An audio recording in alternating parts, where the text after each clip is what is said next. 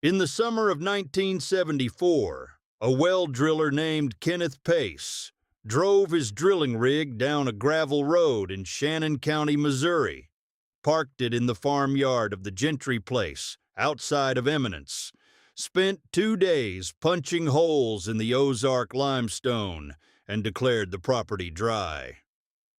"There's no water here, Mr. Gentry, not at any depth I can reach. I drilled 3 test holes to 200 feet each, hit solid dolomite at 80 feet, fractured limestone below that, and no water-bearing formation anywhere in the profile. The geological survey maps confirm it. This ridge is above the regional water table.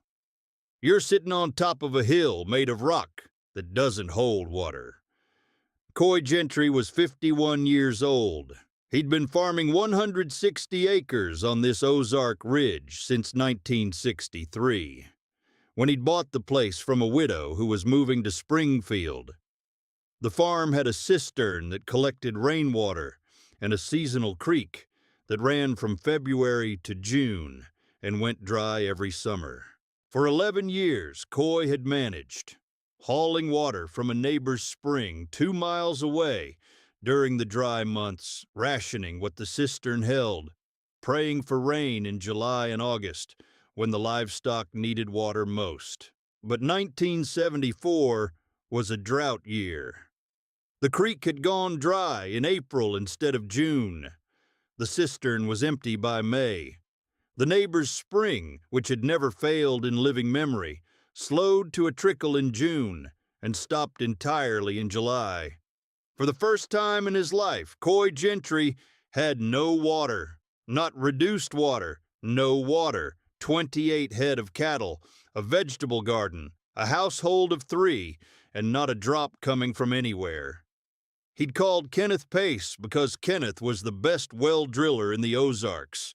20 years of experience, a $60,000 rotary drilling rig that could punch through solid rock to 400 feet, a shelf full of geological survey maps and aquifer charts. Kenneth knew where the water was in Shannon County the way a surgeon knows where the organs are. By education, by experience, by the maps. And the maps said there was no water on Coy Gentry's ridge. "What do I do?" Coy asked. "You can pipe water from the valley. There's a good well on the Langston place 3 miles east. You'd need to run a line and install a pump. Cost you about $8,000. "I don't have $8,000. "Then you can haul water, or you can sell the cattle and farm dry, or you can sell the place. I'm sorry, Coy. This ridge doesn't have water. The geology doesn't allow it." Kenneth loaded his rig and drove away. Coy stood in his farmyard, looking at the 3 drill holes. Neat, round, 200 feet deep, bone dry, and thought about his father. Let me tell you about Coy's father, because Otis Gentry is the reason this story has a different ending than the one Kenneth Pace predicted. Otis Gentry was born in 1898 in Shannon County. He never left. He never went to school past the 6th grade. He never read a geological survey. He never looked at an aquifer map. What Otis knew about water, he'd learned from his own father, who'd learned it from his father, who'd homesteaded in the Ozarks in the 1850s and dug the first wells in Shannon County by hand. The Gentrys were well diggers, not drillers, diggers. Men who went into the earth with a pick, a shovel, a bucket on a rope, and the knowledge of where to dig that came not from maps, but from watching the land. 3 generations of Gentrys had dug wells across the Missouri Ozarks, and they'd developed a method that no geological survey had ever documented, because no geologist had ever asked them about it. The method was simple in description and extraordinarily difficult in practice. It was called reading the ridge. Let me explain, because the science behind it is real, even though the men who discovered it never called it science. The Ozark Plateau is karst geology, limestone and dolomite, riddled with caves, sinkholes, springs, and underground rivers. Water in karst doesn't behave the way it behaves in normal rock. In sedimentary formations, sandstone, shale, water sits in predictable layers. You drill down, you hit the water table, you install a pump.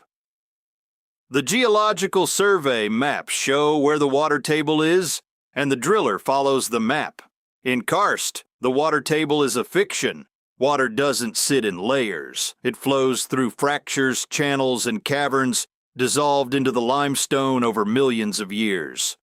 The water is there. The Ozarks are full of it. Some of the largest springs in North America emerge from Ozark limestone. But it moves through specific pathways that a drill bit might miss by 10 feet and never know. Kenneth Pace's 3 test holes had punched through solid dolomite and fractured limestone without hitting a water-bearing fracture. That didn't mean there was no water on the ridge. It meant the drill had missed the fractures. In karst geology, drilling is like throwing darts at a target you can't see.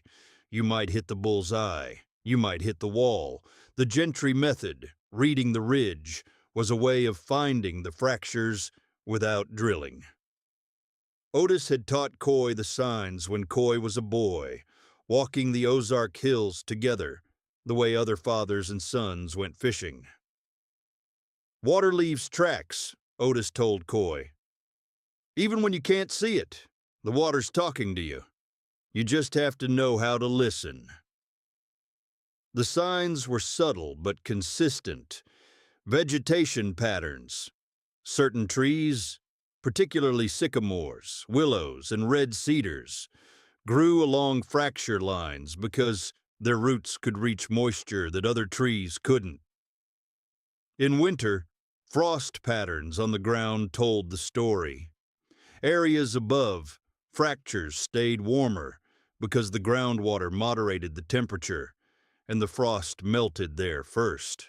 In summer, patches of green grass on an otherwise brown hillside marked places where moisture was seeping upward through capillary action in the rock. The most reliable sign was the seep, a damp spot on a rock face, a patch of moss where no moss should grow, a place where the limestone sweated in the summer, not enough water to flow, but enough to leave a stain. Otis called these the land's fingerprints. Each one marked a fracture, and where fractures intersected, where 2 or more moisture traces converged, that was where you dug, not drilled, dug by hand, with a pick and a shovel, because a drill bit is 6 inches wide and can pass between fractures without touching them. A hand-dug well is 4 feet wide. It opens a cross-section of rock that's 8 times wider than a drill hole. If a fracture exists within 2 feet of your center line, a hand-dug well will find it. A drill bit won't. That was the secret Kenneth Pace didn't know. His $60,000 rig punched 6-inch holes through the rock like a needle through fabric, fast, precise, and likely to miss the thread. The Gentry method opened the rock like tearing the fabric apart, slow, brutal, and impossible to miss what was inside. Let me tell you about the dig, because Coy Gentry started digging the day after Kenneth Pace drove away, and he didn't stop for 6 weeks. Coy walked the ridge, not quickly, slowly, the way his father had taught him. He walked every contour line, looking for the signs. He found the sycamore first, a single mature sycamore, growing on the northwest slope of the ridge, 200 feet from the farmhouse, in a spot where no sycamore should have been. Sycamores need reliable moisture. The fact that this tree was alive and healthy on a ridge that a well driller had declared dry meant one thing. The tree's roots had found water that the drill bit had missed. He looked for the secondary signs around the sycamore. He found a frost melt pattern from the previous winter. He'd noticed it in January, without understanding what it meant. A patch of ground near the sycamore's base where the frost disappeared 3 days before the surrounding ground. Temperature differential. Groundwater warmth rising through a fracture. He found the seep in July, a damp streak on a limestone outcrop 12 feet downslope from the sycamore. Not flowing, just damp. A dark stain on gray rock where moisture was wicking out of a fracture and evaporating in the summer air. In a normal year, the seep would have been invisible. The surface moisture would have been lost in the general dampness of spring. But 1974 was a drought year. Everything was dry. The seep stood out like a beacon. Coy marked the spot, 6 feet upslope from the seep, directly below the sycamore, at the convergence of the frost pattern and the vegetation marker. That was where the fracture crossed. That was where the water would be. Kenneth Pace had drilled his 3 test holes on the flat top of the ridge, where the geological survey maps indicated the most likely aquifer access. He'd drilled where the maps said to drill. Coy was going to dig where the land said to dig. And the land was telling a different story than the maps. Coy started digging on July 12th. He dug alone. He used a pick, a shovel, a pry bar, and a 5-gallon bucket on a rope for hauling debris. His Farmall Super M sat in the barn. Useless for this job. There's no machine that digs a well. A well is dug by a man in a hole with a pick, 1 strike at a time, for as many days as it takes. The first 10 feet were soil and weathered limestone. Easy digging by Ozark standards. The rock was soft enough to break with a pick, and Coy hauled the debris up in the bucket, 10 loads per foot, 100 loads per day. He lined the walls with dry stacked limestone as he went, the same technique his grandfather had used, creating a permanent shaft 4 feet in diameter that wouldn't collapse. At 12 feet, he hit solid dolomite, the hardest rock in the Ozarks. The pick bounced off it like hitting iron. Each strike removed a chip the size of a quarter. Progress dropped from a foot a day to 6 inches a day, then 4 inches, then 3. The neighbors knew what Coy was doing. The sound of a pick striking dolomite carries across an Ozark hollow the way a church bell carries across a valley, a rhythmic ringing tone that went on from dawn to dark. Men drove past on the gravel road and saw the growing pile of rock chips beside the hole. They stopped to watch. They offered advice. They offered pity. Coy. Kenneth Pace drilled 3 holes to 200 feet. There's no water on this ridge. Kenneth drilled. I'm digging. Those are different things. You're going to kill yourself in that hole. It's July.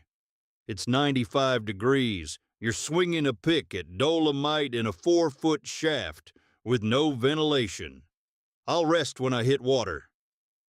The John Deere dealer in Eminence, a man named Cliff Rowland, heard about the dig and mentioned it at the feed store, the way men mention things they find amusing and slightly sad. Coy Gentry's digging a well by hand on that ridge. The one Kenneth Pace said was dry. Man's down about 15 feet into solid rock with a pick and a bucket. I give it another week before he gives up. What if he hits water? He won't hit water. Kenneth drilled 3 holes. The ridge is dry. Kenneth drilled 6-inch holes. Coy's digging a 4-foot shaft. 4 feet of dry rock is still dry rock. Let me tell you about 20 feet. because that's where Coy found the first sign that Kenneth Pace's maps were wrong. At 20 feet, the dolomite changed. The color shifted from uniform gray to gray, with white streaks. Calcite veining, which indicated water, had once flowed through the rock and deposited minerals. The rock was still dry. But the calcite veins were a message from the past. Water had been here. Water had moved through these fractures at some point in geological history. The question was whether it still did. Coy dug faster, not because the rock was softer. It wasn't. Because the calcite veins gave him hope, and hope is fuel for a man swinging a pick at the bottom of a 20-foot hole in July. At 24 feet, he found the first fracture. A crack in the dolomite, running roughly north-south, 2 inches wide, lined with clay and gravel, the residue of water flow. The fracture was dry at this depth, but when Coy pressed his hand against the clay inside the crack, it was cool, not cold, cool, cooler than the surrounding rock. That meant moisture was moving somewhere below. Not here, not yet, but close. He dug through the fracture and kept going. The dolomite below the fracture was different again, darker, denser, and when Coy struck it with the pick, the sound changed. The ring became a thud. Dense rock, wet rock, rock that was holding moisture in its pores even though it wasn't flowing. At 28 feet, Coy's pick struck something that sounded different from everything he'd hit in the previous 4 weeks. A hollow thud. Not the ring of solid rock or the thud of wet rock. A hollow sound, like tapping the side of an empty barrel. He struck again, same sound. He struck a third time and the pick broke through. Water, not a seep, not a trickle. A pressurized flow that shot up through the opening like a fire hose. Cold, clear, limestone-filtered spring water that filled the bottom of the shaft in minutes. Coy scrambled up the dry stack walls, hauling himself hand over hand, boots slipping on the wet stone as the water level rose below him. He reached the surface and rolled onto the ground, soaking wet, panting, looking down into a shaft that was filling with water at a rate of approximately 2 gallons per minute. He'd hit a pressurized aquifer, not the regional water table that Kenneth's maps showed at 400 feet. A perched aquifer, trapped in a fracture zone above an impermeable dolomite layer, pressurized by the weight of the ridge above it. The water had been there all along, 30 feet below the surface, in a fracture that Kenneth's 6-inch drill holes had missed by less than 4 feet. 4 feet. The difference between a drill bit's diameter and a hand-dug shaft's diameter. The difference between there's no water and a spring that would flow at 2 gallons per minute, 2,880 gallons per day, for the next 25 years without stopping. Let me tell you about the day the water came, because the news spread through Shannon County the way water spreads through limestone, finding every crack, reaching every corner. Coy's nearest neighbor, Vernon Hicks, was the first to see. He'd been driving past daily, watching the rock pile grow, expecting to see Coy give up. Instead, he saw water pouring over the lip of the shaft and running downhill into the pasture, creating a stream where none had existed an hour earlier. Vernon stopped his truck and walked to the well. Coy was sitting on the ground beside it, covered in mud and limestone dust, watching the water flow. He looked like a man who'd been in a fight, because he had. 6 weeks of fighting rock with a pick, alone in July, while the county told him he was digging his own grave. You hit water. I hit a spring. A spring. On this ridge. Perched aquifer. Fracture zone at 30 feet. Kenneth missed it because his drill was too narrow. The fracture is about 18 inches wide. His 6-inch bit went through solid rock on both sides and never touched it. Vernon looked at the water. Clear, cold, flowing steadily out of the hole at a rate that was already forming a pool at the base of the slope. How much flow? 2 gallons a minute. Maybe more once the shaft fills and pressure stabilizes. 2 gallons a minute is 2,800 gallons a day. I know what it is. It's enough for the cattle, the garden, the house, and the neighbors. Vernon was quiet. Then, I've been watching you dig for 6 weeks. I thought you were crazy. Everybody thought you were crazy. I know. You weren't crazy. I was reading The Ridge. My father taught me. His father taught him.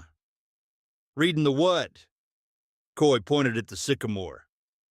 That tree told me where to dig. The frost pattern in January told me the fracture line. The seep on the outcrop confirmed it. The water was here the whole time. I just had to dig in the right place and go wide enough to find the fracture. Within a week, everyone in Shannon County knew.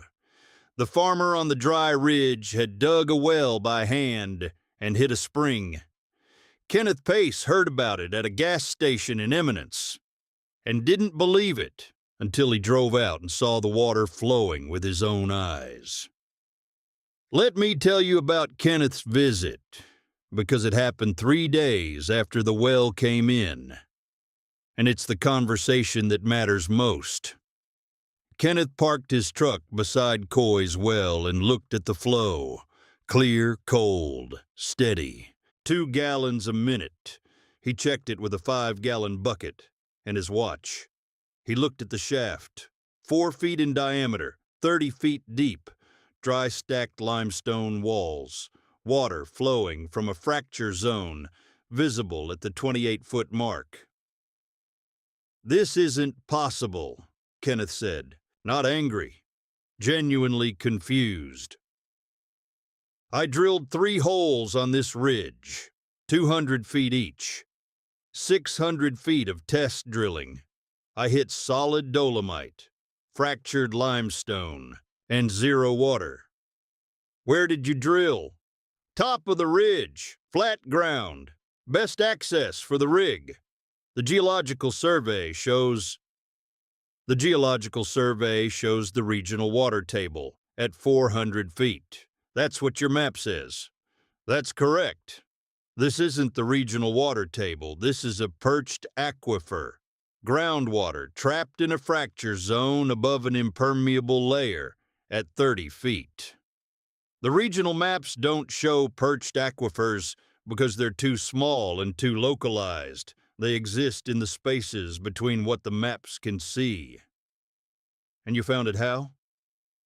The sycamore, the frost pattern, the seep. My father called it reading the ridge. His father taught him. They've been finding water in the Ozarks this way since the 1850s, before geological surveys, before drill rigs, before maps. Kenneth walked around the well. He looked at the sycamore, healthy, green, roots reaching toward the shaft where the water was. He looked at the slope and saw the damp streak on the outcrop, the seep that Coy had used as a marker. He looked at the well itself, hand dug, 4 feet wide, the fracture visible in the wall where the water emerged. My drill holes were on the flat top, Kenneth said. This is on the slope, below the ridge line. Perched aquifers form on slopes, not on tops. The water follows the dip of the impermeable layer, which tilts toward the valley. On the flat top, the impermeable layer is above the fracture zone. The water drains away before it can accumulate. On the slope, the impermeable layer is below the fracture zone. The water gets trapped. My father knew this. He didn't call it geology. He called it watching where the trees grow. Kenneth was quiet for a long time. He was a professional. He'd drilled hundreds of wells. He'd trusted maps and surveys and geological cross-sections for 20 years. And a farmer with a pick and a sycamore had found water that his $60,000 rig had missed. "I owe you an apology," Kenneth said. "I told you this ridge was dry. I told you the geology didn't allow it. I was reading the map. You were reading the land. The map was wrong." "The map wasn't wrong. The map was incomplete. It showed what the geologists could measure from the surface and from drill cores. It didn't show what a sycamore root can find at 30 feet, because nobody ever asked the sycamore." Kenneth laughed. It was a genuine laugh. The laugh of a man who'd just been taught something by a farmer that his engineering professors had never mentioned. "Nobody ever asked the sycamore. I'm going to remember that. My father would have been glad to hear it. Let me tell you about the drought of 1980, because that's when Coy's well saved more than his own farm. 1980 was worse than 1974. The driest year in Shannon County since the Dust Bowl. Every creek went dry by May. Every cistern was empty by June. Wells that had produced reliably for decades dropped to nothing as the regional water table fell below the pump depth. 14 farms in the county were hauling water from the state park campground, the only reliable source, at a cost of time and fuel that was bleeding operations dry in every sense. Coy's well didn't drop, not a gallon, 2 gallons per minute, the same steady flow it had produced since the day he'd hit the fracture 6 years earlier. The perched aquifer was recharged by rainfall that seeped through the ridge slowly. Over months, not days. The drought had reduced the recharge rate, but the aquifer itself held years of accumulated water in the fracture zone, insulated by 30 feet of rock from the surface, evaporation that was killing everything above. Coy opened his well to the neighbors. 6 farms shared his water that summer, running hoses and tanks from his overflow, hauling 5-gallon jugs for their households, driving cattle to a trough Coy set up in his lower pasture, fed by a gravity line from the well. He didn't charge. He said the same thing he'd said to Vernon the day the water came in. "It's enough for the cattle, the garden, the house, and the neighbors." 6 farms survived the 1980 drought on water from a well that a professional driller had said didn't exist. 6 families, 60 head of cattle, 3 vegetable gardens, 1 spring, flowing at 2 gallons a minute from a fracture in the dolomite that a man had found because he'd watched where a sycamore grew. Cliff Rowland, the John Deere dealer in Eminence, drove to the Gentry farm during the drought to see the well. He'd been mocking Coy's dig since 1974. Digging a well by hand in solid rock, that's not farming, that's punishment. Now he was standing beside a well that was providing water to half the farms in the hollow, while his own customers were hauling from the state park. Coy. "Cliff, I need to ask you something. In 1974, when you started digging, I said you were crazy. Said Kenneth Pace had drilled 3 holes and the ridge was dry. Said you were wasting your time. I remember. I was wrong, obviously. But that's not what I want to ask." Cliff looked at the well, the flowing water, the hoses running to the neighbor's property. "I want to know how you knew. How did you know there was water here when Kenneth's drill said there wasn't?" "I didn't know. I believed." My father taught me to read the land, the trees, the frost, the seeps. Every sign pointed to water here. The signs don't lie. The maps might be incomplete. The drill might miss. But a sycamore growing on a dry ridge doesn't lie about what its roots have found. You trusted a tree over a geological survey. I trusted what I could see over what someone drew on paper in an office in Rolla. The survey was made by men who never stood on this ridge. They mapped from above. My father read from below. The land tells you what it has if you learn its language. Cliff nodded. He didn't have a reply. There's no sales pitch for a situation where a hand-dug well is keeping 6 farms alive while the modern infrastructure fails. Let me tell you about the wells that came after, because Coy's success changed how Shannon County found water. After the drought of 1980, farmers started coming to Coy. Not to hire him as a well digger. Coy was a farmer, not a contractor. They came to learn, to understand the reading method, to walk their own ridges with Coy, and learn to see what their fathers and grandfathers had once known, before the drilling rigs made the old knowledge seem unnecessary. Coy taught 7 men to read the ridge between 1981 and 1990. He walked their properties with them, pointed out the sycamores, the frost patterns, the seeps. He showed them where to dig. 3 of the 7 hit water, perched aquifers in fracture zones at depths between 22 and 38 feet. The other 4 dug dry holes, which Coy had warned them was possible. The signs increase the odds. They don't guarantee the outcome. A sycamore means moisture. It doesn't always mean a spring. But 3 new hand-dug wells on ridges that professional drillers had declared dry was enough to establish that Coy's method worked. The geological community took notice. A professor from Missouri State University visited Coy's well in 1988 and published a paper on perched aquifer detection using surface vegetation indicators. The paper cited traditional Ozark dowsing methods, the professor's term, not Coy's, as a surprisingly reliable method for identifying fractured rock aquifer zones that conventional drilling misses. Coy didn't like the word dowsing. It implied mysticism. What his father had taught him wasn't mystical. It was observational. It was botany and hydrology and geology learned not from textbooks, but from 3 generations of men who'd put their hands in the dirt and paid attention to what grew where. Kenneth Pace came back to see Coy in 1985, 11 years after the original dry verdict.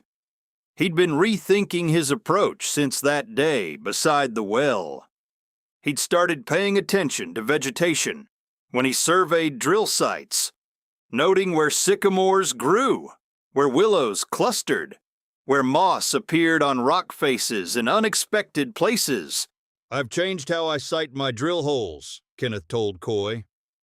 I still use the geological surveys, but before I drill, I walk the property the way you walk it. I look for the trees. I look for the seeps. I've moved my drill location based on vegetation indicators on 6 properties since 1980. 4 of them hit water where the map said they wouldn't. You're reading the ridge. I'm trying. I'm not as good at it as you. I didn't grow up with it. My father wasn't good at it when he started either. He learned from his father. Took 20 years before he could read a hillside by walking it once. The knowledge isn't instant. It accumulates, like the water in the rock. Kenneth smiled. Like the water in the rock. That's a good way to put it. My father said it. I just remembered it. Let me tell you how this ends. Coy Gentry farmed the 160 acres until 1995 when he was 72. His son, Wyatt, took over and farms it today.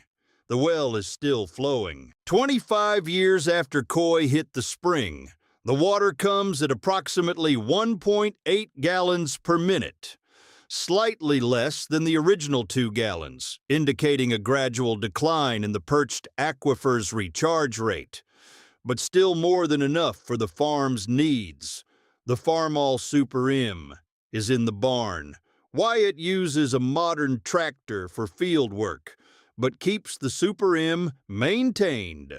The tractor Coy farmed with for 32 years. The tractor that was parked in the barn while Coy dug 30 feet of dolomite by hand with a pick and a bucket. The sycamore is still standing. It's taller now.